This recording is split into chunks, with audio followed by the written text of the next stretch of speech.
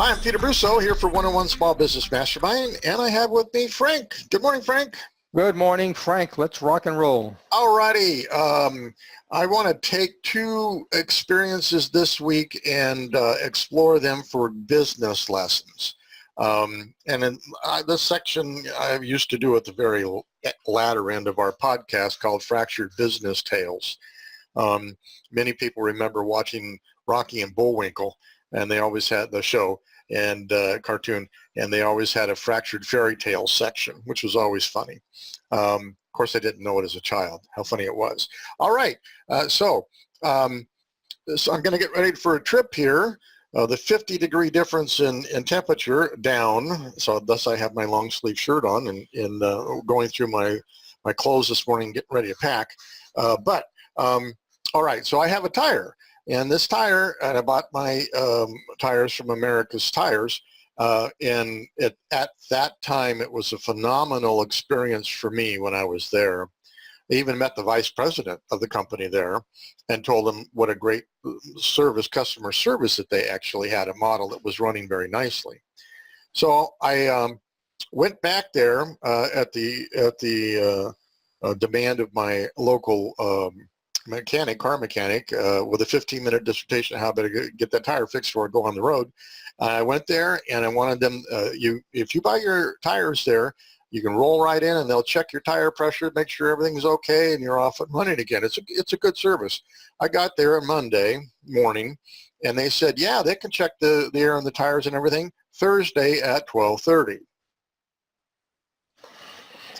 That's not very good service. Also, it's kind of dangerous.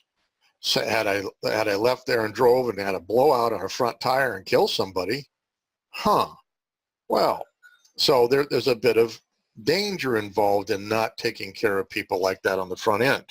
So these two stories are intermixed, so I'll deconflict one. So anyway, I ended up going over to the America's Tires in Coachella, where I was told to go to in the first place. There's not that many people there yet. And boy, these people took me right in. Alberto took me right in. What a nice guy. Same kind of customer experience I had last time over at the Indio store. And so while he was checking everything and he had to plug in this, the gauge wouldn't reset itself, the idiot gauge on my instrument panel. And so he got that all set up. And while I was standing there watching him, we're going to start talking a little bit about business, but one of the guys came by and tried to offer me a cold bottle of water whilst I wait. And I said, hey guys, don't be so nice. I can't take it. You know, don't have such good customer service. I just can't take it anymore. Can't take it, you know?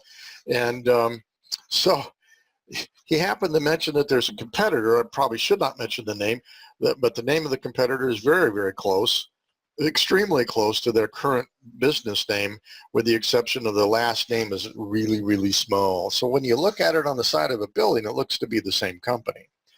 So much so that that company even called over and found out the names of the managers in the various locations, and they named their people the same as the managers of the current America's Tires.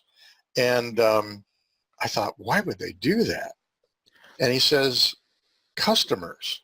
They're trying to steal our customers away, almost like a shadow banning happens on a lot of our social media these days. They're doing shadow banning equivalent in the physical world. The customer thinks it's the same thing and rolls right in. And the guy's name is the same, might look slightly different, but hey, our memory might not be so good. And they start doing business with them instead. Isn't that crazy, Frank? That I know it's legal, but that tells you a lot about the two companies. It does. America's Tires, and we can mention their name. I also do business with them because of their outstanding service. Yes. And I talk about it. I talk about every chance I can. This other company who is trying to capitalize, I call a sham or fraud. And if they'll do that, which to me is not, obviously, I assume not illegal, to me it's unethical, and I wouldn't want to do business with them. And it's interesting. Their physical locations are within blocks of the other one. Very, very, very. What a message they're sending. Yep, yep. So if they would do that tactic, what would they do to you? I want nothing to do with them. Yeah, no, I wasn't either. And I wonder, I mean, this may be the tip of the iceberg. I wonder how many other companies are doing a similar approach. Yeah, when you think about it, yeah, Well, and I you know, did have one experience, a martial artist, when I first came out with the Defender in 2004. For those that don't know about it, I know the Defender 2004. He bought a bunch of them, and then he changed it, turned it upside down, so to speak, and called it the Peacemaker. And the community that from which we were in went crazy on this guy. And um, you get, they always say imitation's the best form of flattery. I don't think so. You know what I mean? I don't think so. They're just trying to hornswoggle their way in. And I said, hey, I've got a reputation. He has nothing. I've got all the tools in the background. He's got nothing. He's going to try to chase me on the open market. He never made anything. I mean, he failed. But you do get these people that they can't think of their own stuff. And in this case, instead of designing a brand that they could get behind and be a competitor in that space, they shadow. We got to come up with some name for that, shadow business them or something, you know. yeah, yeah, it's you know, I've never thought about it until you mentioned this, but yeah, I bet there have been, and there probably still are, a number of companies who just want to be cheap copycats. Yeah, yeah. Okay, and you know, again, and I guess if you're struggling and you want to just trying to save a buck a tire or something, you'd probably go with them. I would go out of my way not to go with them. Well, and that's sort of always been your message. Don't do the same thing everybody else does. Be different. Have a message that's uniquely different. And they obviously didn't listen to our podcast or your wisdom on that. All right. Next, fractured business tale. I bought at the behest of my brother a home warranty program. And my brother had 11 rental houses in the area in Indio and Palm Desert and stuff, and he swore by them. And it really does sound like a good thing. You know, you're spending $40 a month roughly, but they'll cover all these things, and you pay your deductible, and they either repair it or replace it. And I really like that idea. That's so clever for homeowners, from water, hot water heaters to air conditioning to plumbing to just all kinds of these appliances. And it's really, I think, a great business model. So I've had it for about 1.5 years, and I bought it specifically for my air conditioners out here, where we live in the middle of the desert, and well, at least I do. And it's hot all the time. And so I have distributive air conditioning. I don't like central air because there's lots of places as a single person I'm just not at. Why should I cool it? So I cool where I'm at typically. Well, so I initiated a on the web request for service on Sunday and paid my $100 deductible. On Monday morning, in the midst of my American Tires episode, they call me and say there's nobody in my zip code that will service a wall air conditioner, and that if I can find somebody, and they started telling me all these various credentials that they had to have, that what they would do is I could use them after they're approved, but I can use them, pay the full bill, send the bill to them. They would pay that minus my deductible. Okay, well, I called some of the biggest boys out here. There's, you probably know the names, and they will not come to service a wall unit. Well, one, they don't service my area. Two, they won't do a wall unit. So as I started to frantically try to find somebody to fix it, I thought, wait a minute. Wait, this company's been taking my money for 1.5 years, knowing darn well they don't have anybody out here. And so now I have to do their business. I hired them to have expert qualified contractors to come help me when I needed it. That's the biggest lie that there is. I was now required to run around and spend my time and energy to find qualified contractors for them to use to service me. I think that's screwed up big time. Yeah, but there's more. There's more. When I realized that I didn't have any option, I decided I'd go to Home Depot to purchase another wall air conditioner, and I'll just have a local guy put it in for me. Well, I get to Home Depot. They have none. Here we are still in a heat wave, and they have no air conditioning. Went to the other store in town. I'm back in town again. I was all over town. They don't have any either in that Home Depot. I ended up at Lowe's, and they had two to choose from. Well, I grabbed one, brought it out here, got my guy to put it in. Matter of fact, it's nice and quiet. You probably can't even hear it. But then I talked to this home warranty people, and I said, well, I had to do this. You don't understand how hot it is. You know, I can't wait on your time. What I would expect you to do is to pay for the air conditioner minus my deductible, and I'll eat the amount that it took for the guy to put it in. No, we won't do that. Well, then I want my money back. No, can't do that either. Well, I'm going to cancel my my policy. Well, we can't do that. You have to call a different number. And I looked on their website to send them an email. They don't even have an email listed. They don't do email. Can you see how hard it is to get any customer service from a company like that? Can you see how hard it is to get any satisfaction for their screw up? Not mine, theirs. They gave me a snail mail address to write a letter to and put a stamp on it. Can you believe that, Frank? You know, when we get to the section, my video thing, this ties right in with the person I'm discussing in the video. And you mentioned the company, American Home Warranty. They're in the transaction business, not the customer experience business. Yeah, clearly. The transaction is how quickly can we sign you up, and how long can we keep you paying the $40 a month? Correct. Transaction. The minute it came for a customer service, oops, you became their scout to find them qualified contractors. Right. And by the way, we're not going to give you any discount we'll cover your deductible $100. No, you still pay. Yeah, transaction versus experience. What a difference. I think it's a big scam myself, but at this point, you know, although my brother swore by it and I trust his opinion and he has used them in town, I'm sure that they have qualified people in town. I guess the caution here is if you live outside of town, maybe it's not the good thing that you think it is, that they tell you it is, you know?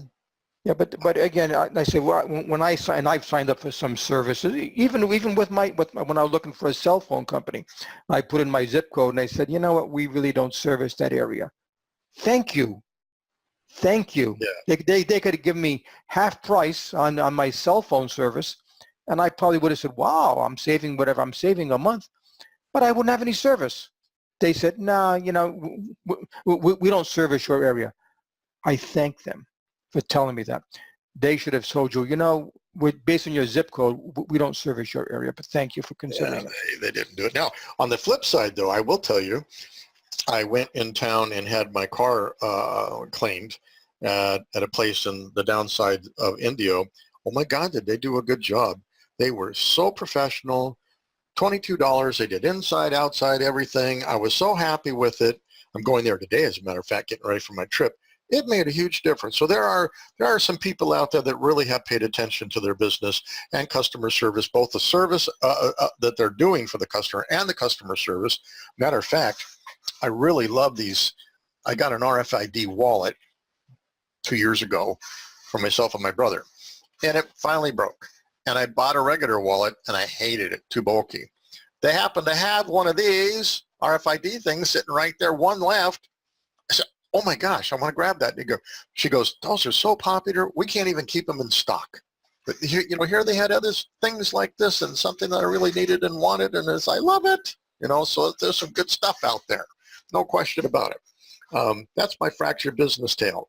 Cool. Now, if I may move on to our new adventure, and your membership site, and let me tell you the progress, or let me tell the listeners the progress there. So since I'm more or less your CTO, I needed to find what membership software to purchase that would do the various things, a software specification that we want. There's a word, specification. Thank God I'm an engineer, because I can understand that, spell it even. One of the few things I can spell as an engineer. Engineers can't spell. But, I had this conversation about you wanted to go down one way, and I looked at it, and I found the root of their business model would have really hurt us in the long run. They would have probably made more money than we did. We won't mention who they are. So I started looking at other ones. The one that looks like it may be the winner is Member Press, and it's a plug-in for WordPress. So then that says I have to build a really nice-looking WordPress website, and that requires templates typically. And I'm more of a free thinker than most of that. And in watching and doing a kind of a matrix of the various membership sites, software, the goods, the bad, and the ugly, I ran across this something called Elementor. So what the heck is Elementor? And it allows you, it's a software that allows you to drag and drop and build these beautiful pages very quickly. Matter of fact, I showed it to you yesterday. And wow. And so I purchased that software. It's a yearly purchase, which is good and bad. It's bad you have to keep buying it. The good part is they're going to keep servicing it, or else you are not going to use it anymore. That's good. But it's such a powerful piece of software, Elementor. It blew my mind. Now, I'm kind of like Mikey likes it. Remember the little kid, Mikey? I think we had, I actually found some video of him a few podcasts back. Mikey hates everything, and the little kids give it to Mikey to try to eat, and if Mikey likes it, it's got to be good. Okay, so I decided, okay, I've got to try this new Elementor software out. So I'm the guinea pig. I always use stuff on me before I use it on a client, and so I'm the Mikey likes it. So I picked one of my sites and I started building with it, because you have to use it to try to understand what it can and can't do, and don't necessarily take their word for anything. You got to prove it to yourself. Oh my gosh, is it really, really good? I had a lot of tomfoolery with having to go with my host and going after a file called the 8.ht access, which we had to do custom software to be able to run this stuff in real time. A bunch of tomfoolery, but once we got it fixed and ready to rock and roll, it's going to be a phenomenal tool for us. Now, you saw it yesterday. What do you think? I was impressed, because as I described, as you were showing me yesterday, it was so easy and so quick to use. It reminds me of what I do, what I like to do my planning on. It was just a whiteboard. Mm-hmm. Where I put something up on the board, I sit back, I look at it, think about it, move stuff around, with my markers, and put arrows and different things. And you say, you know what, ain't going to work. And I erase the whole thing and start from scratch. And it's easy on a whiteboard, because you just wipe it down. Mm-hmm. It was Elementor allowed you to say, you know what, I don't like this, wipe it out and do something else. It was faster than a whiteboard. It was faster than a whiteboard. And you weren't worried about spending 3 hours to find something you didn't like, because it was maybe 3 minutes, 10 minutes to find something you didn't like. And one of the other things too, I have one site that I purchased a really premium theme, and now it's not working too well, and I can't get them to really look at it. They buy a new theme. Well, with Elementor, you buy the building blocks, right? So you make really your own theme. You can start out with one of their templates and customize it, but they're selling you the blocks that work, not the theme. And they're not trying to sell you a new theme. They'll sell you new blocks or new capability, but this thing has been so well thought out. It's amazing. Well done. So yeah, it does. And so I realized we're going to have both the non-paid side and the paid side to these membership sites. And so we really need to look really nice, have user-friendly, hit this open-ended side. We're going to use Elementor on the paid side as well. So it's a really good building block tool for us to be able to be creative, look different, look professional, look sharp, and service our clientele. The key word being service. Absolutely. We will not have a transaction business. No. It'll be an experience business. So Exactly. very excited about it. Very excited. All right. So there you go. On my side, are we ready for why they make millions and you don't? Yes, we have And a new entrant into our show. And let me, Alrighty. if you're ready, let me, I got to start. I got to do the share thing. Hold on here.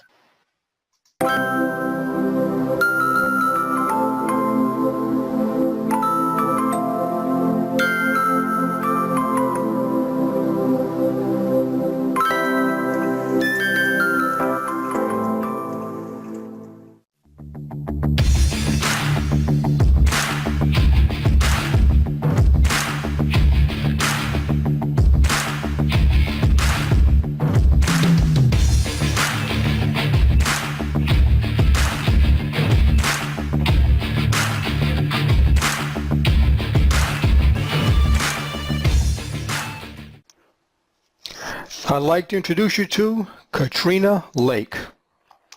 Act 1, her youth. Katrina Lake was born in San Francisco, and her home was a bicultural home. Her mother, a teacher, was Japanese, and her dad, a doctor, is American. And as a child, Katrina's family encouraged her to be creative. She remembers planning and writing a number of stories about how she thought the way things could be. This would work well for her as she started her career. Well, at 15, Katrina and her family moved halfway across the United States to Minnesota. But it was more than just a geographical move.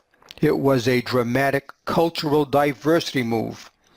In San Francisco, 7 out of 10 of Katrina's classmates were Asian. In Minnesota, only 3 classmates in the entire school were Asian. But not only was Katrina's household bicultural, it was also bilingual. Her mother only spoke Japanese, and her father only spoke English. And her family celebrated both Japanese holidays and American holidays. Well, Katrina extended this bicultural atmosphere to the lunch she brought to school. 3 days a week, it was a Japanese-style lunch, like onigiri, which is rice balls stuffed with something in the middle. And 2 days a week, it was an American lunch, like sandwiches. Let's look at the crossroad moment for act number 1. What is a crossroad moment?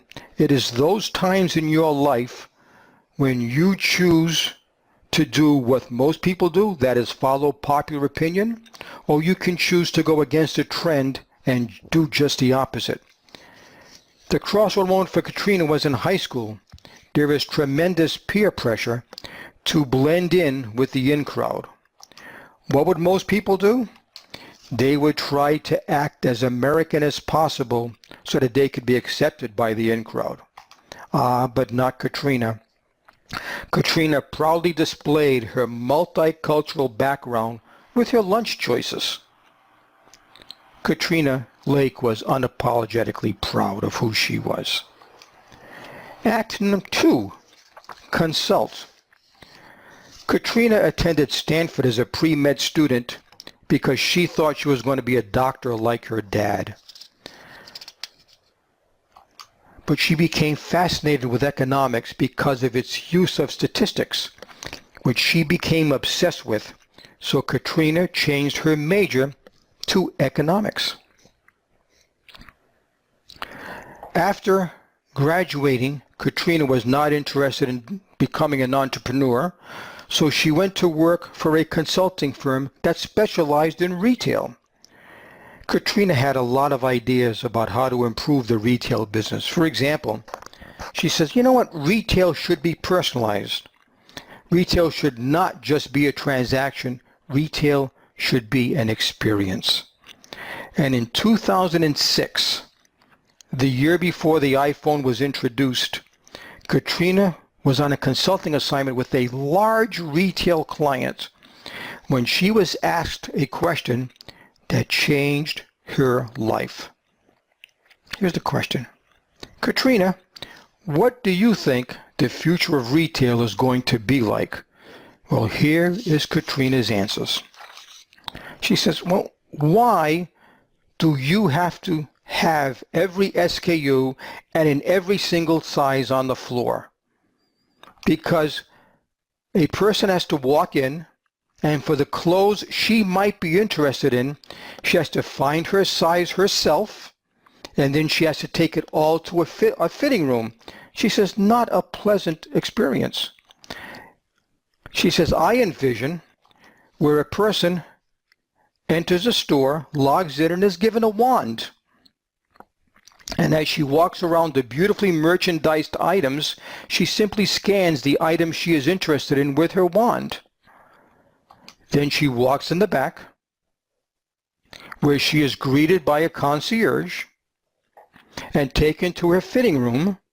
And there in her fitting room are all the items she scanned in her size, and one size larger and one size smaller, and recommended accessories that coordinate with her scanned items. She says this is a much better experience than walking the entire store, weeding through racks of clothes, trying to find her things. The executive looked at Karina and thought,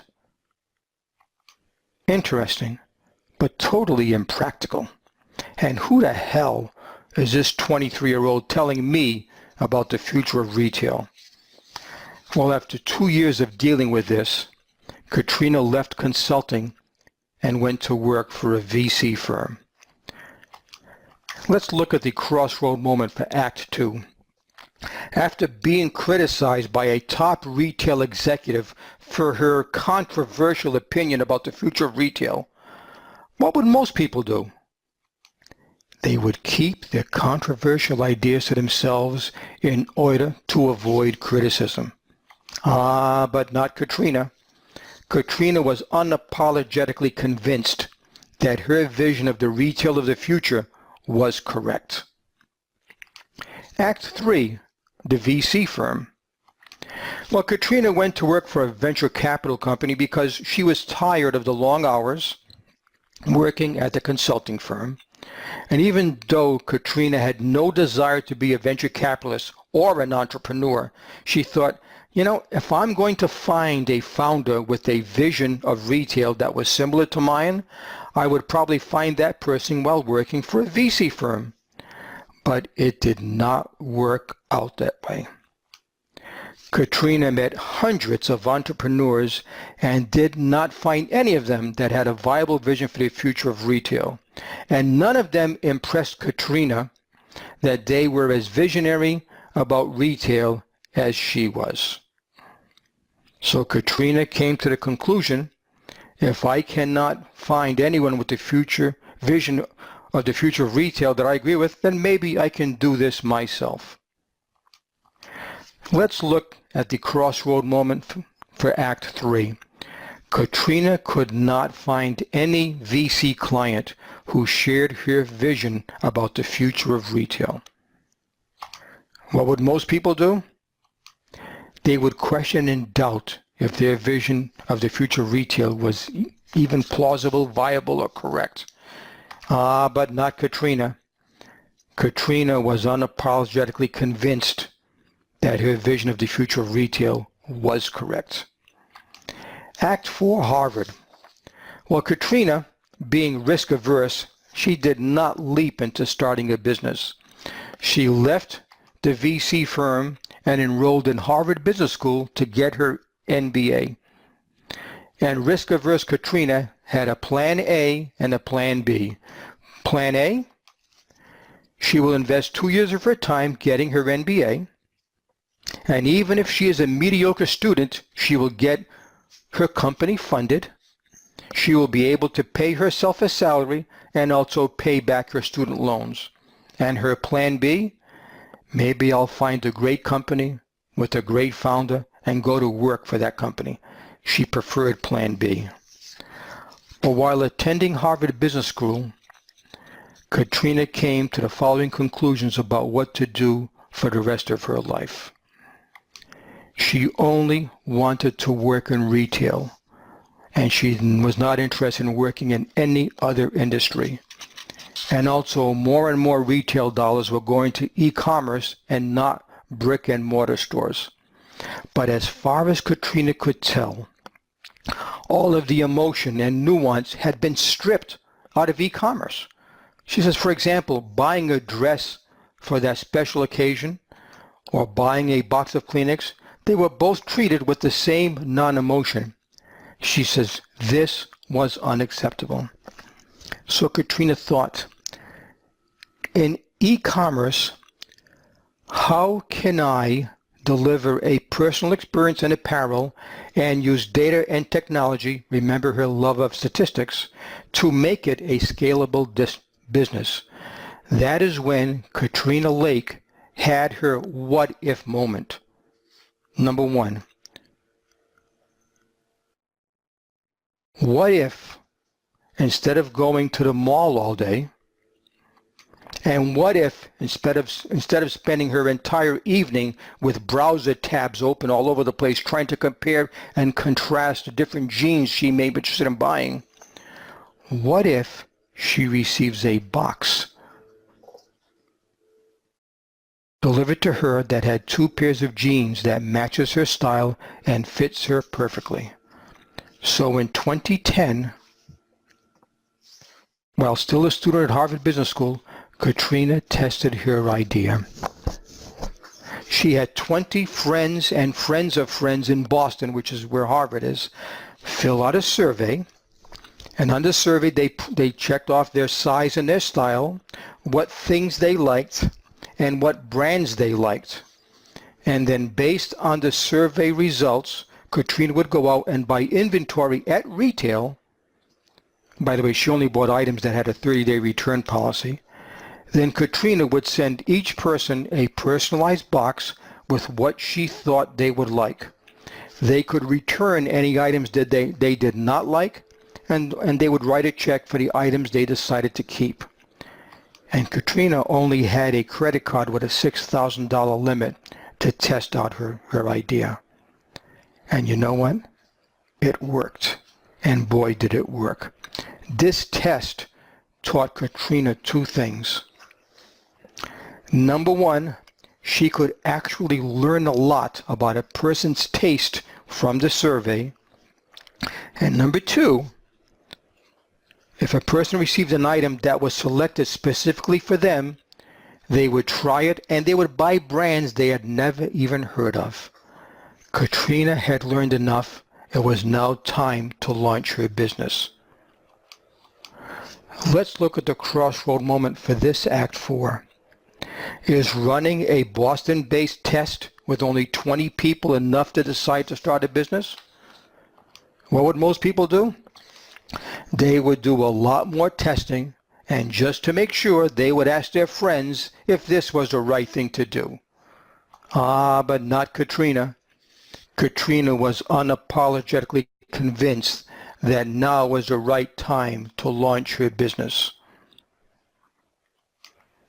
Katrina's aha moment. In late 2010, while still enrolled in Harvard Business School, Katrina formed a company she called Stich Fix.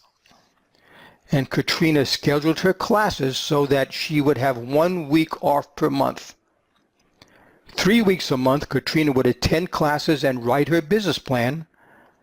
And 1 week a month, Katrina would fly from Boston to California to meet with angel investors. Katrina described Stich Fix as a personalized styling service. It would be staffed with data scientists who would formulate each client's buying habits, and also stylists who would select up to 6 items specifically selected for each client.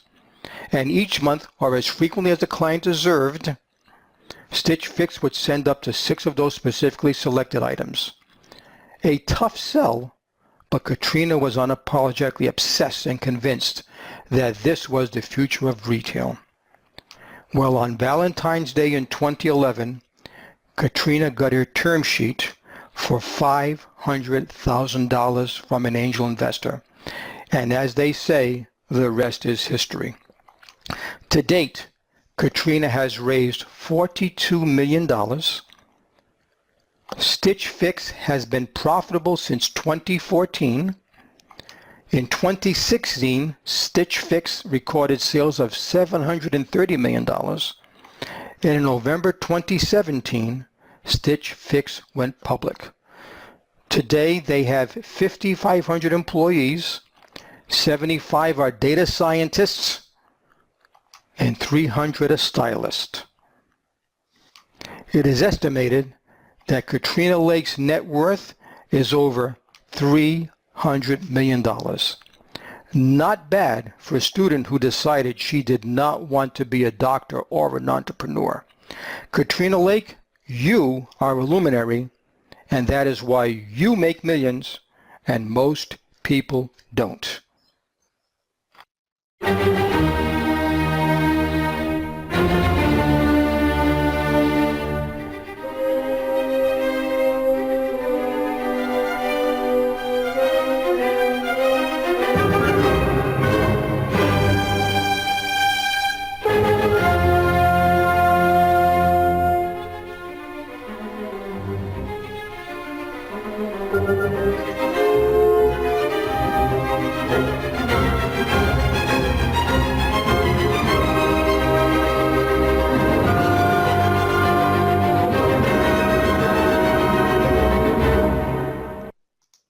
That's Wow. Katrina.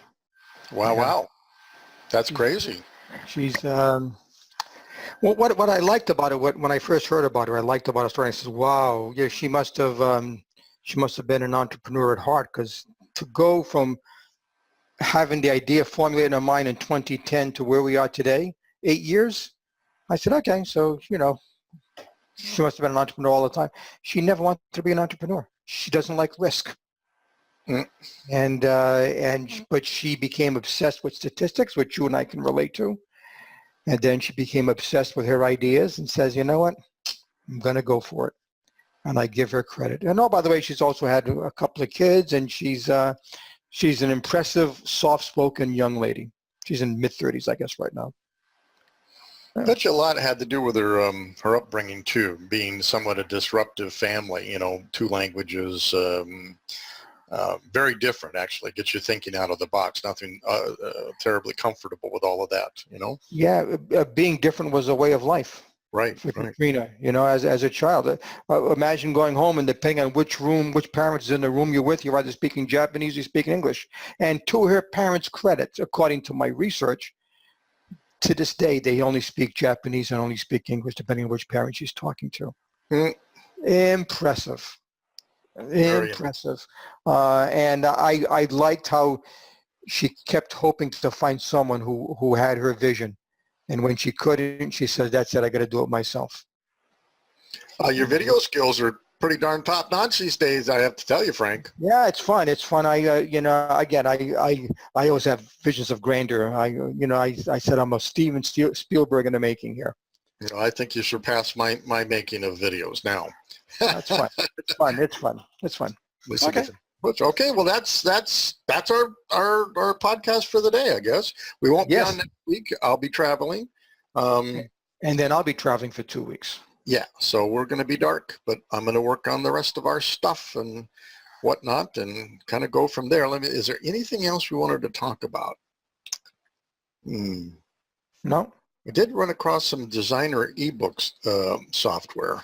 Might be interesting to actually be able to rapidly make ebooks on some of your stuff too. I'm looking at that as a possible another revenue stream and support for customers that maybe don't have bandwidth for video, you know? Sounds good. So, all right, Frank. Say good night, Frank. Good night, Frank. All right, hang